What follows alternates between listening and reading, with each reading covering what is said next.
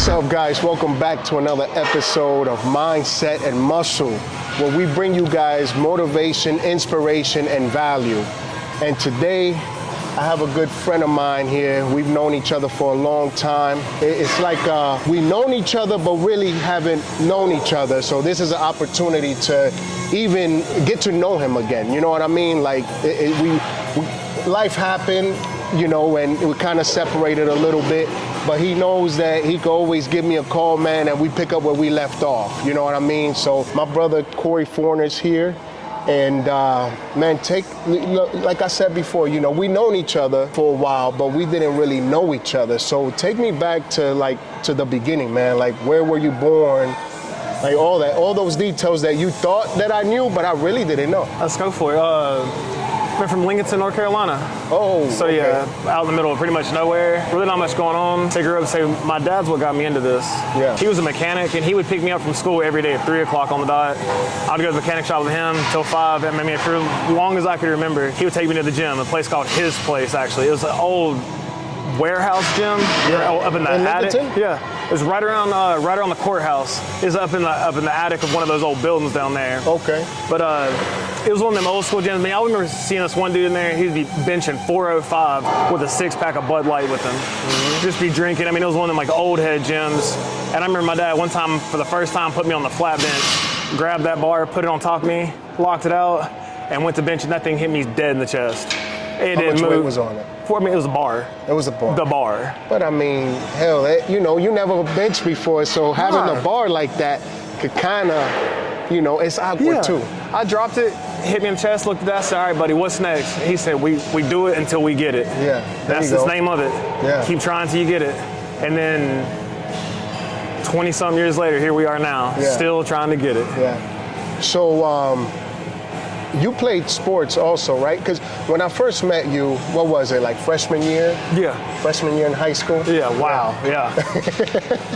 So when I first met you, I think you were playing soccer. Yep. You know, so were you training then also? You were. I would most of the time take like I would always, you know, I always had to have 4-period weight training because, you know, didn't want to go to class. Yeah. But I would train during then, but most of the time during the soccer season, it was just the cardio and stuff. But then off season, I would be back on the weights. Yeah, so it was always soccer in the gym, back and forth. I got you. So like I said before, we you know, we known each other. We, you know, partied a lot, you know, all that stuff.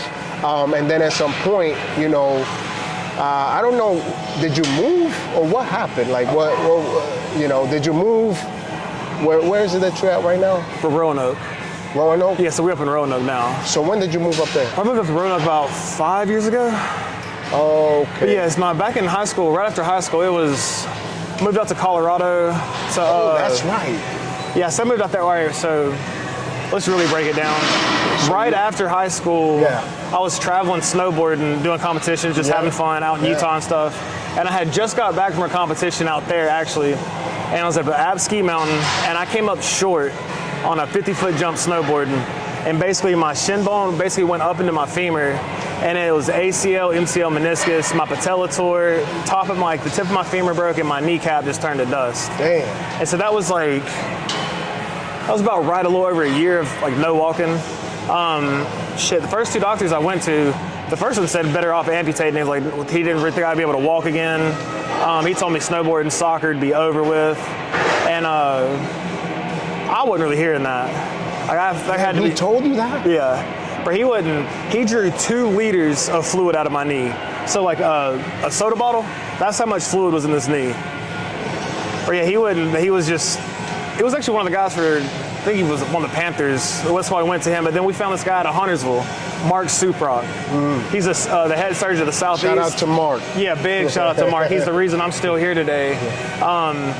You know, of course, getting anxious talking that talk that I go in there. He had this big old painting on his wall. It was of a skier throwing up a big powder splash.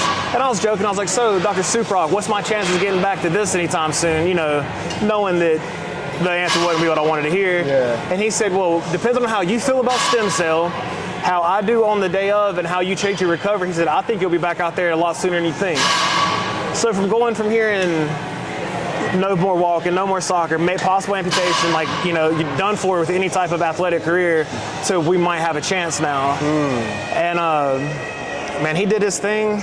It was right at like 18 weeks. I couldn't put any pressure on it because everything would have just like mashed together. I think it's this one right here? Yep. You can tell she's still about a pound or so. I've had 4 surgeries on this one and then 1 on this one. Dang. But yeah, it was 18 weeks, couldn't walk at all. I had a hip to ankle cast on, or like mobile brace on. And then after that, actually my insurance gave out on me, so I couldn't even go to PT for it. So luckily there was a pool. I just hopped in the pool, learned how to walk again. And literally, I mean, 21 years old, literally taught myself how to walk again. It was like taking baby steps. It was a whole thing. And how long was that process? You said it took like over a year? Yeah, it was over a year of like till I was getting back to normal. And then I'm not gonna lie to you, I still have problems with it. Yeah. There's some certain like motor skills that I haven't gotten back yet. Like I look like a fool when I'm helping somebody move stuff. I can't walk backwards. Walking backwards and carry something, walking down stairs backwards if I'm moving something like that, it's like that whole motor function hasn't quite, it's more psychological, I think, because for the longest time, I wouldn't know if the leg was actually gonna be there. Because like the physical side of PT I had, but I never understood like the psychological side of PT and therapy of like having somebody there to tell you how well you're progressing, if you're going too fast, not enough, what you can handle, if you're in over your head. So it was all just like a guessing game.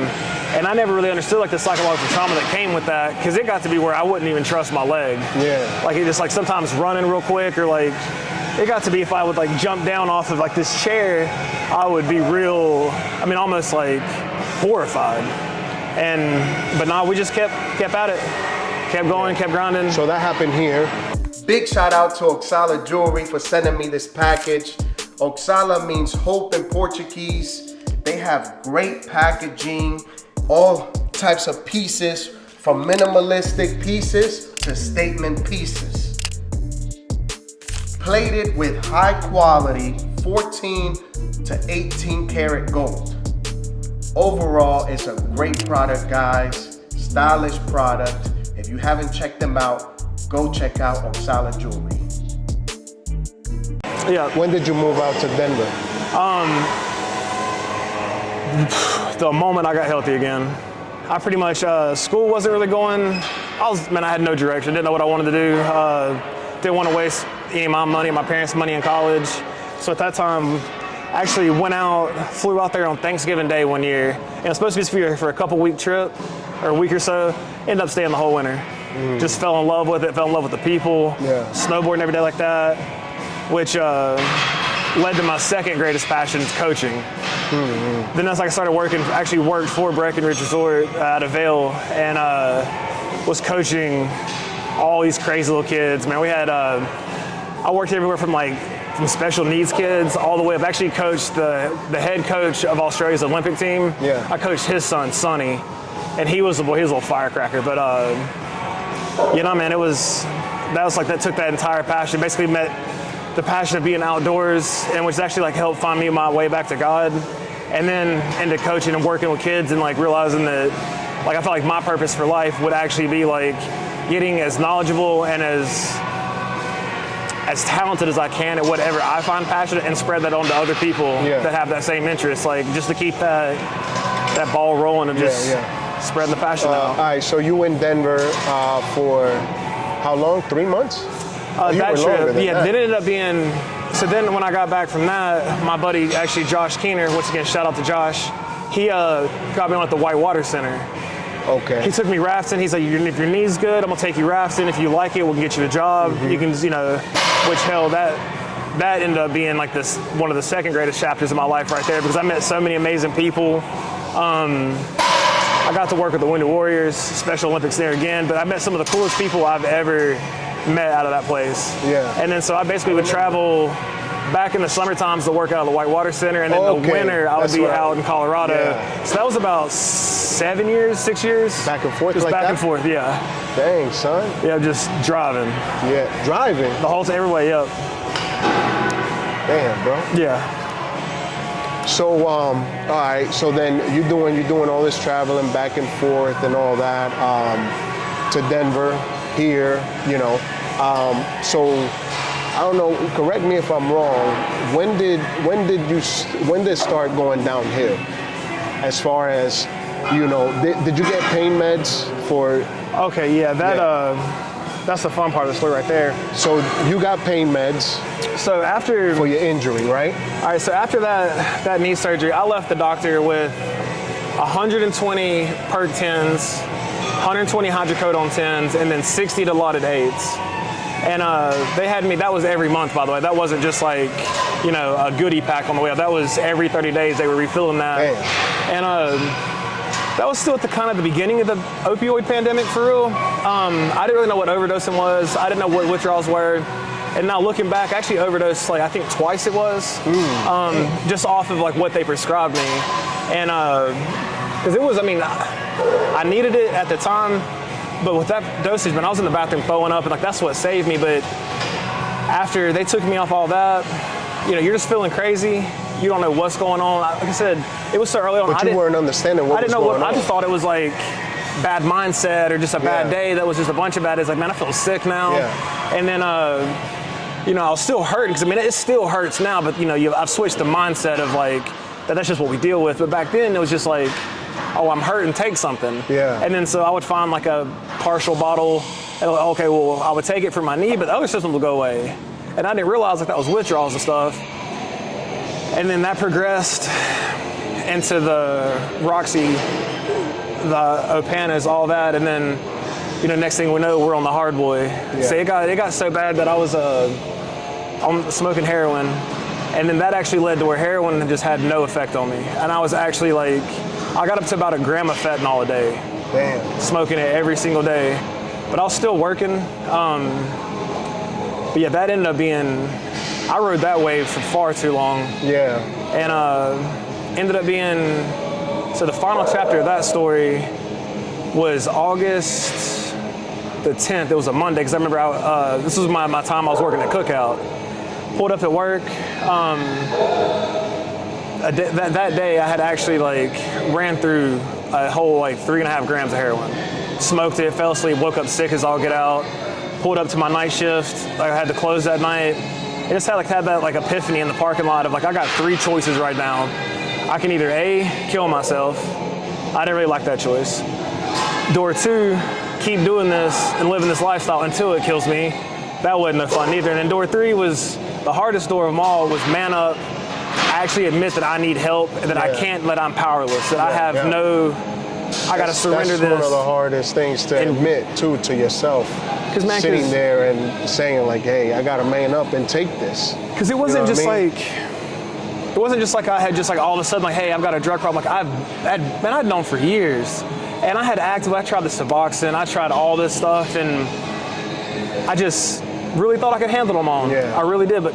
So that's when you decided to go get help. And then that Wednesday, I flew out to Nashville and to a place called Recovery Unplugged. Mm-hmm. And great facility. They got me squared with the right therapist, all that. Yeah. Was that, so you went there, how many times did it take for you to, like, did you go there one time or did you, time and you just said, I'm done? I had God on my side, man. I was one of the few people that did it on the first trial. Yeah.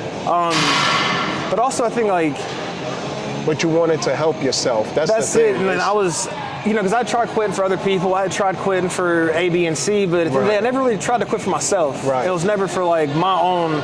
I didn't think I was worthy. Yeah. You know the self-worth problems that we all deal with. You're not good enough. It's just like, I don't deserve to be sober. I don't deserve to be happy. So let's just keep self-medicating. And finally got to the point, it's like, you know what, I do deserve this. And went out there and got lucky on the first, didn't get lucky, man, I put the work in. Yeah. First try, so I went there, it was like spent 40 days in that facility, and then they put me into like basically like a halfway house. Mm-hmm. It's like a sober living environment. Yeah. And I spent about 3 months there. Okay. So it was spent about 90 to 100 days there. Yeah. And then, man, came back out of that, and that was 3 years ago. Wow. So we're 3 years strong now. That's what's up, bro. Congratulations, for real. So taking it back a little bit, right? You said your dad got you into the fitness. At some point in that experience that you were having, you were dealing with, at some point, you weren't. Were you going to the gym when you were off and on? Off and on, not really consistent. No. And then once you got to that facility, is that when you'll say it kind of sparked back up and it helped you out? Yeah, they had a little room in there that was some like resistance bands. You know them old school Bowflex. Jones, what are they called? It's the Bowflex, the flex weight. So you turn the handle and it adds weight to it. Yeah. You know, go up like 65 pounds. It had a little bench in there, but it was like, I knew that, that was still always been a part of it. So I'm like, let's go work out. Like, I know it helps with dopamine and all that. And that was a struggle. Coming off of all these drugs and trying to work out for the first time was so humbling. But I knew if I make that my last time as my first time working out again, we'd have to do it again. Yeah. So just keep that progression forward. But ever since at the halfway house I stayed at, there was a Planet Fitness 2.5 miles away. Me and my boy True, we would run 2.5 miles there because we couldn't have a car. You know how it is. Yeah. We would run 2.5 miles there, go lift in a Planet Fitness, make the best of it, run right back. Yeah. And that was like, do our sobriety stuff, classes, meetings, all that. Then we spent the next like 6 hours in the gym, just running there, running back. And besides the people that that are in my life and God, like that is by far the biggest factor that saved me. Yeah. If it wasn't for this, man, I'd be lost. Yeah, for like sure. This is the structure of the fiber of my reality right here. Yeah. And when did you? Yeah, for sure, bro. Because it's like this literally saved your life. Yeah, actually, wholeheartedly. Like literally. So when did you move back? When did you move to Roanoke? When did you decide I was gonna go back up there? So you've been sober for 3 years. Yep. Was that was in Tennessee? 3 years in Tennessee? Yeah, 3 years ago in Tennessee. Yeah. Yeah. And then when did you decide to move up to Roanoke? So I'd lived in Roanoke the previous 2 years before I went to rehab.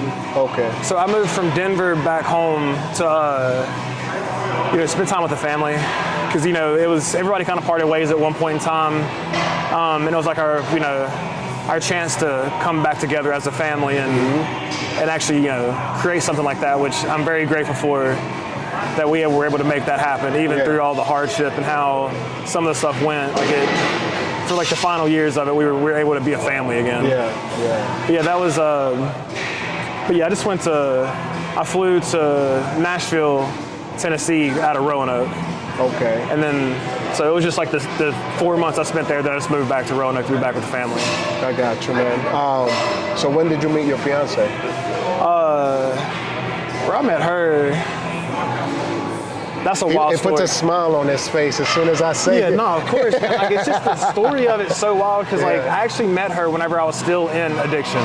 Okay. Because I was still like working out here and there while using, and it was funny because like her and her sister, it was funny, they were looking goofy on those like a hammerstrip like lat pull down, and they couldn't quite figure it out. Of course, I wasn't trying to like be that, hey, you need some help, not trying to be like that. But I did like 2 sets and I kept seeing them fumble with it. I was like, all right, like. Yeah, let me go teach him. Let me, you need some help, I got you. And it was fun and jokes and all that. And then I knew there was something there for real, like automatically, but I had already I was done. I had walked off and I was like, Slick Side came back. I was like, let's go say something. But I'm way down the way now, and it's like, nah, you gonna look goofy, you go do that. So I was like, I know I'm just gonna make you a fool out of myself. So I just had to we're gonna chalk this one up. I'll see you around. And then the cool thing is bro, then I went to rehab not long after that, and bro, it wasn't a month out of rehab. I'm in there working out. See her pop downstairs, and I was it's like, crazy how that bro, happens, I straight ran fade on my homie too. We were talking, I said, bro, I don't even care. I was like, hey, how you doing? What's up?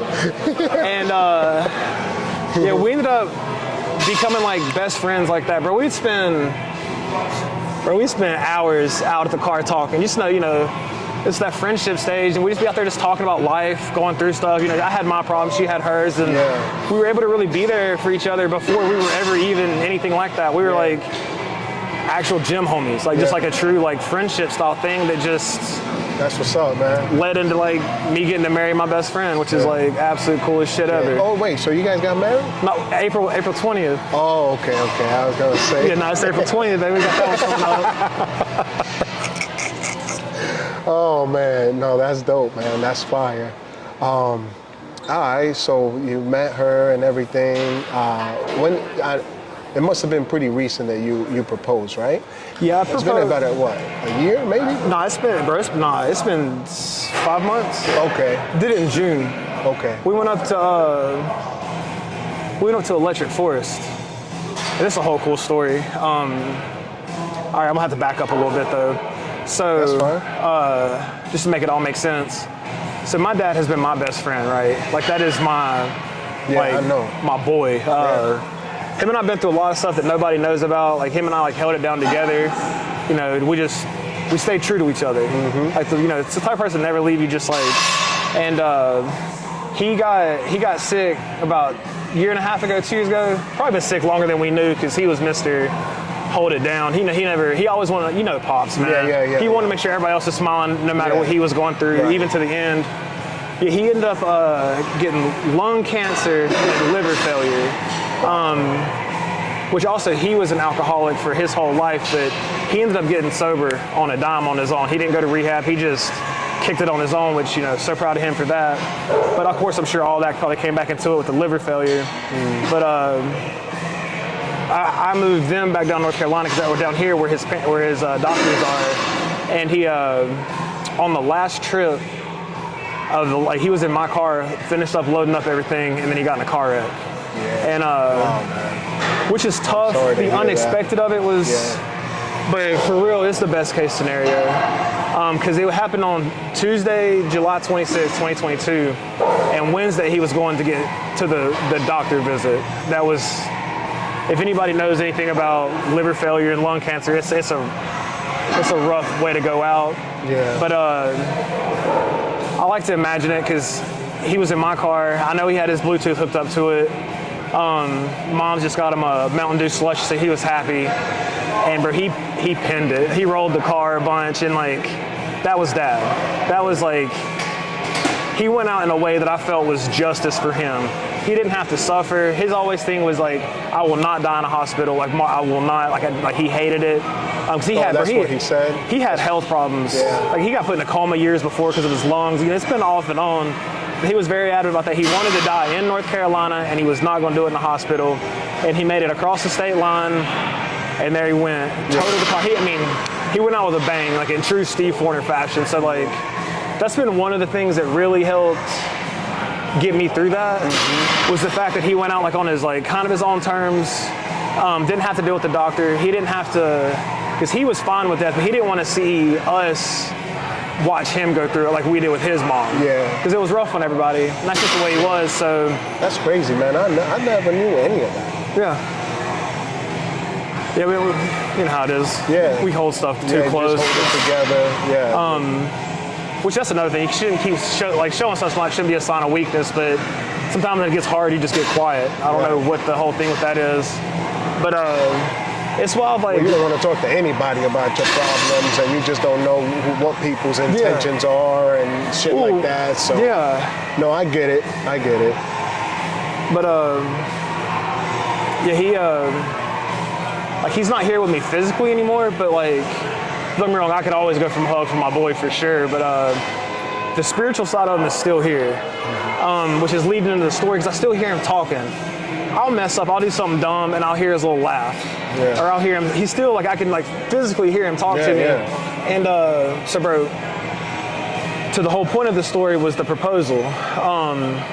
I had hustled and scrammed and did everything I could because we were going to Electric Forest, and I knew I either wanted to propose at Electric Forest or at Grismas because that's what founded us. Like our relationship was like, we take trips and stuff, but we go see shows. Like that's where we bond, and like that's our thing is like the music, the environment. Like that's what really brought us together. Yeah. And because we found a lot of artists together, like that's just like such a staple of us that I was like, all right, I'm either gonna do it at Forest or I'm either gonna do it at Grismas down at Wilmington. And man, I didn't want to like. I still had some money to pay off on the ring, so I had to do what I had to do, you know, worked, hustled, took money out of savings that I probably, you know, whatever, got it, and went up there, and we were supposed to go to, I think it was like Lake Superior, I don't know, it's one of the great lakes up there, and I was like, perfect, we're gonna step away, won't be around anybody, of course, you're at a music festival, so nothing goes ever as planned, and we couldn't make it out, And I'm stressing because I knew it was on Friday. I wanted to do it. That was the day I had to do it because it was nonstop. All of our favorite artists were playing that same day. So it was like, I want to do this and propose to her, and then we're going to celebrate with all of our favorite people and our artists playing. So I was like, bro, I was stressing. You already had this rehearsed and everything. Bro, then, so I'm like walking in here and I'm like, bro, God help me. I'm like, yo, Pops, like, I know you busy up there probably, but can you come through for me? And bro, I swear on everything, like, I heard fool behind me. I jumped. He goes, do it at the Giving Tree, bro. Like, quit thinking. And so the Giving Tree, we went there a couple of days before, and it's this old ass like willow tree, 100-something years old, and you take items that mean something to you and you leave it there. And if somebody like speaks to somebody else, or if they find it interesting or whatever, they take it, then they leave something. So it's always And he basically was like, yeah, no shit. Give yourself to her at the Giving Tree. Like how, just like so perfect like that. So he's still like, even though he wasn't here to like be a part of picking out the ring and shit, he's still here to help those like, that tough stuff, you know, that we had talked about. Cause man, I was never serious about girls, bro. You know how it was. We were, like girls were around, but we were the boys. Like I cared about being with the homies more than anything, just having fun. Like, so I never thought that this was ever even a possibility. So when I told him, like, yo, like, hey, bro, I met your daughter-in-law already. And he was, you know, he's like, bro, shut up. He thought I was like bullshitting and stuff. But then we kept talking. You know, we had all these plans to pick out rings and do all this shit. And it's like, he's not there anymore. But he's still in my ear. He's always still being a part of it. And that's... He's always going to. Yeah, and it's just like first off, like, I shouldn't even cry over anything because, like, I'm not cocky about anything, but I am cocky enough to say that I had the best dad out there. Like, my dad was better than everybody else's dad because he was my best friend. And, like, so it shouldn't even be something that I'm sad about because, like, we had such a good relationship. I was like, I miss him. But I still don't really have anything to be sad about because he's still with me. Like, he's still part of my day every single day. And he's still helping, like... Cause like we always we smoke together, so he got us a wedding date on April 20th. It's like funny. The venue has a pond in it. It's got a skeet shooting place because him and I used to go skeet shooting growing up, and it's like you just notice it's like if you stop and try to get out of like the emotional state for a second, you can see how much beauty is going on around you, and like the blessings that like God and your people are still putting on you, and for sure. No, it's just amazing that he's that was a ramble right there, my bad. Yeah, no, you good, bro. I'll let you go. No, but so where are you guys getting married? We're getting married up in Roanoke. So the reception's gonna be at St. Andrews, and then it's like 30 minutes away is the Preserve at Crooked Run. The what? It's called the Preserve at Crooked Run. Okay. It's just like, it was an old church camp that these people bought and built up, and it's like real nice. It's like just a nice plot of land out there in the middle of nowhere. Yeah. That's what's up, man. Congratulations, for real, bro. Appreciate it, man. So, you know, everything that you've been through, right? What would you tell somebody that is going through similar situations that you went through, you know, battling the addiction, you know, losing a loved one. But I see you, man, and you still grinding, man. You got, you know, your fiance, she's still here to support your mom, still here. You know, what would you tell somebody that's going through similar? First off, one thing that's guaranteed is you gotta suffer in this world. Everybody suffers, but you don't have to do it in silence. There are people that care about you no matter what you think about yourself, no matter how you view yourself, or what like negative things you're saying, it's not true. Like, people do love you, and people here to support you, and it does get better. Like, do your best. Like, don't look at the big picture like you can, because that's so overwhelming. Don't even go day to day. I remember there was a time and I was looking at minute by minute. Like, if I can just like keep my head up for the next 5 minutes, I'm 5 minutes closer. And you break it down to make it small increments. It makes it seem so much more attainable. But also, like, we are here together. Reach out. Like, use the people in your circle. Like, be there for one another. That is the main thing, because I thought I could do all this stuff on my own.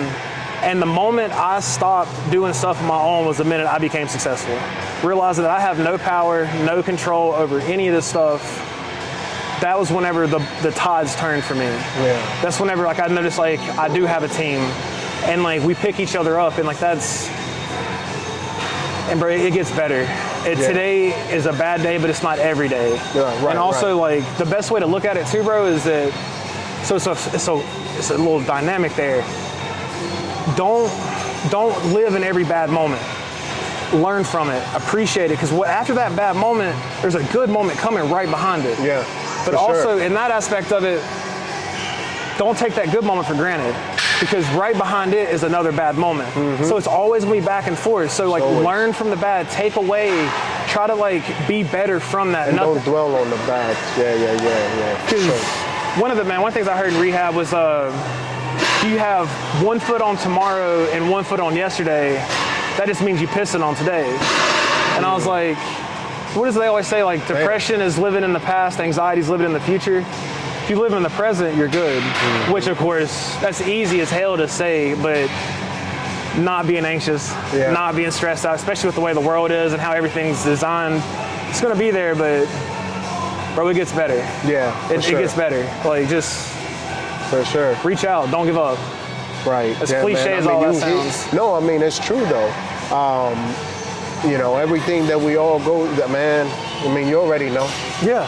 So it's like, I told my little brother one time, I was like, Harold, bro, I looked at him and I said, man, listen, because he's stressed out also, you know, and I'm like, listen, bro, at some point, it's got to get better, right? Yeah. It can't get no worse. Yeah, we're at the bottom now. We're at the bottom now. It's like, we'll get a break eventually, at bro. some point. At some point, you just got to keep doing what you're doing, man. You know, don't fall back into the drugs or don't fall back into the alcohol or whatever. Don't fall back into that. You know what I'm saying? Just, you'll be all right, man. Yeah. You know? But as always, you know, you can always hit me up. Oh yeah. I mean, we pick up where we left off, and it's like that That's what with brothers everybody. are You know, about. we get busy. I got, you know, 4 kids, a wife, busy, Hustling every day. a career, and then I do, you know, all this stuff for fun and all that. So it's like busy. But you know, we still gonna pick up where we left off, bro. Ooh. You already know that. That's one thing that's like you can tell when you're true family or boys with somebody. It's like, bro, I ain't seen you since way back, but immediate. What's good, bro? How's it been? Like, it's nothing changed. Yeah, none. And let's be, honestly, most of like all my family, they all live down here. And as busy as life is, yeah, it's only 3 hours, but at this point in life, 3 hours is like a 3-day trip. You can't carve it out. Yeah, it's tough. That 3 hours, damn. Yes. Yeah. Back then, 3 hours. Oh, let's go, bro. We got that. Yeah, Now back it's like, no damn. time. Damn. Yeah, now it's like, that's like a month vacation to plan out. But when you link up, you haven't missed a beat. Nah, for sure. Like it's all love. That's sure. all it is. Yeah, man. So what's next for Corey, bro? What you got planned? What's next for Corey Foreigner? So right now I'm working at a place called Serious Still Fitness. I do content creation for them. I handle. Are you a trainer there? So that's like we manufacture like resistance bands. We make workout equipment. Oh, you there. do? Yeah. I'll plug you in, bro. I like selfless plug here, but we have the best resistance bands out there, bro. Like they are like the way like they're pressed and everything, they're fire. But so I just handle like customer stuff with them. Kind of fall into a sales role coming up with that, which I'm hype about, and I do content there. But we have another like a little small gym that I'm working out of. It's called Empower, Motivate Power.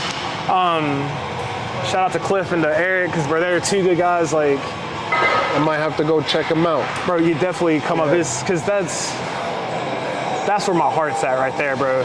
Because that's where I got kids in there that they're caught up, like they're the systematic failures. You know, their parents are drinking and on drugs. Their friends are out fighting, getting caught up in all the rah-rah stuff. But yet here they are, thugging in the gym, grinding. Like instead of being caught up in the gym is their getaway. Exactly. Yeah. It's becoming that safe place. Safe place to come and train. Yeah. And bro, we're able to break That's down dope. so many like stigmas, like the whole like you can express yourself. Like I've had a couple of them like come to talk to me about some stuff because one of my things I'm working on is like an outreach program. Like my whole thing is like I just said, you have to suffer but not in silence. Like we're always here for one another. And I do wellness checks with everybody in the gym, making sure everybody's good. And you'll talk to them sometimes with like, you know, it can be something from my girl broke up with me to something, but then it's to the point that's like, they'll start crying. And they're like, man, I'm so sorry, I'm not trying to cry. And it's like, nah, bro, come here, fool. Yeah, bro. And then like seeing that and like them being embraced like that, and then like the other homies coming around, like the older guys, like, nah, fool, we got you. Like it's seeing that change and like watching that kid go from like defeated to like He-Man on him, where he is now dope, tough and hype and just changing the narrative. Like trying to like make this place a physical like therapy, but a mental therapy. Because it goes hand in hand. Because like your body won't do what the brain won't tell it. But everybody in here is hiding from something, hurting from something, dealing with something. And this is our sanctuary. This is our church. And it's cool to work out, but the isolation, and I get it if you want to work out on your own. It's not always going to be talking and stuff, but I'm trying to create that atmosphere of like, we can check in with one another. We can lift and talk. We can like get the physical stuff going and the mental stuff going, because if you negate one of those sides of that pyramid, it all falls down. And so that's what I'm really focusing on right now. Some of my outreach programs, getting this gym built up. Because we just added on to it. We got like a CrossFit HIIT style class in there. Massage therapy. So we're putting a team together to make a difference up there. That's dope, bro. That's fire, man. You're right though. Like it's a physical and a mental thing. You know what I mean? So for them to have that safe zone to come to train. You know what I mean? We really didn't have that, bro. We train here and there, you know what I mean? But for someone to like actually, you know, care, you know, that's fire. And checking up on people too, like that's, you know, that speaks volumes, bro, for real. This is always like, try to be the homie that you never had growing up, you know? Said we older now. And our days past. That's how I look at it. Like, I still got some, you know, competitions I want to do, a couple milestones, but my day in the sun's over with. You know, like I'd rather pass down the knowledge and give somebody the energy that needs that. Exactly. For sure, bro. Because bro, I mean, even anything. I mean, anybody that asks me anything about like content or what they can do or what do I think about this or what do I take my knowledge, even merch, like everything. I take my knowledge and I'm like, boom, here you go. Bro, that is one thing too, like, here you go. And people be like, yo, you giving that out for free? Bro, I'm like, that's love. Bro, you have held me down so much, comes around, bro. Every time I've reached out to you, and bro, I'll reach out to you about like an actual problem, then I'll reach out to you stuff that I'm just insecure about. Does this caption sound good? Like it's like, and within 5-10 minutes, it's always, bro, nah, do this like this, do this like this, and you always, no matter what, it's apparel, help, just being my homie, like, and that's why I still rock to this day. I mean, we're day one together, but it's like seeing the path that you're on, because bro, you weren't dealt a good hand of cards either, my man. Like you definitely had a rougher hand of cards than I was dealt. Well, like, I don't know about that, you know. I mean, there's different versions too rough, you know. But still, you didn't come out the womb with no silver platter, nothing. Like everything you got, you made, and like you made the mistakes, bro. Growing up, you weren't the good person. Like I wasn't the good person growing up, but. And I never would have thought out of the homies, Mikey B was gonna be the first one with a family, bro. Family, but man. I think that's one of the things too. Like we grew up in not doing good shit, right? So now I feel like I think that was always my heart was always there, but I just didn't have any guidance really. Just like we didn't have that guidance, but then all of a sudden. You start to realize like who you are today was who you were this whole time. Like I've always wanted to help people, and you keep growing up and you start realizing that like, damn, I was an asshole for no reason. At all. For no reason. Because I was hurting. Exactly. I was hurting and I didn't know how to, you know, take this energy out. So I took it out in such a in a terrible way. Yeah. You know, you turn that around, and now I've been this person. Yeah. You know what I mean? And now I feel like I want to give back. I want to give back, but give back times 10 also. So it's like, I just want to, if you ask me one question, I'm going to give you 5 answers in different ways, and do this and do that, like just to help out. And bro, I think, because don't get me wrong, bro, I still beat myself up for who I used to be and some of the stuff that we used to do. Bro. But part of it too is like, I try to be grateful for that. Because I really feel like if we weren't those shitheads, we wouldn't have been caught up in some of the bad circumstances, and we wouldn't have seen all the different walks of life, and we wouldn't have learned all these life lessons that we should have learned much easier, but we're hard-headed. But now we're able to help now we're pass it able, on. exactly. And it's I really think all of it's part of God's plan. Yeah, like for real, like, because that's part of the testimony. It's not who you were or what you are, it's what you will be, and what you can do and what you can overcome and accomplish. Like, and that's the beauty of it, is that we're not who we are, but we're also not who we're going to be yet. And it's all growth from here. Yeah, for sure. Hell yeah, for sure, bro. But all right, my man. Anything else you want to talk about? Something that comes to mind? What else you got? I'm just grateful to be here, for real. Yeah. In every aspect of it, man. Thanks for having me down. Yeah, bro. Thank you for taking the time to do this, man. I appreciate that. And then your fiance has her show tomorrow. Yeah, she's doing the Mid-Atlantic. She's doing Novice, True Novice, and then what's the third one? Open and Figure class will be our first one. So we're gonna see three medals on the neck on the way home tomorrow night. That's right, baby. It's gonna be like ding ding ding ding ding ding ding ding. So we got that tomorrow. Also, a special shout out to Jonathan at Complete Health. He's part of our outreach program. He's doing some big things up in Roanoke with the youth. I'm gonna have to make a trip up there. Come like for real. Like it's gonna be a clash of titans right there. Because there's just gonna be positivity, just making more like. Because I really think we can create the wave and make the difference. Yeah, I'm with it, bro. Even if it's a little difference, it's still a difference, you know? Yeah, That's what it's all about. Yep. All right, man. Well, there you guys have it. Corey, I appreciate you, man. No, I appreciate you, bro. Thank you, bro.